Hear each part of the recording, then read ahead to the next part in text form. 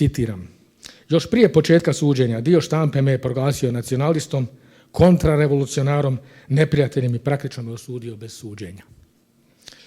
S obzirom na medijski potencijal ovakvog procesa koji je mogao imati najviše na zapadu, Okružni sud je pristup medijima dao vrlo ograničeno, dakle nekim odabranim medijima, podobnim medijima, koji su bili u direktnoj vezi sa službom državne bezbjednosti i njihovi su izvještaji bili neobjektivni, izrazito skloni navodima iz optužnice. Presudili su, kao što je sam Izetbegović rekao, prije suđenja. Posebno stvorivši u javnosti, to je također bitno, strašan odijum prema optuženima, kao da je riječ o teroristima koji imaju planove za dizanje u zrak školskih zgrada ili krcatih stadiona.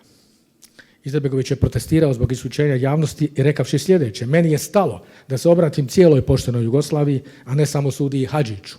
Ja želim da građani iz mojih usta čuju i da ocjene da li sam kriv, a da ne saznaju samo iz oslobođenja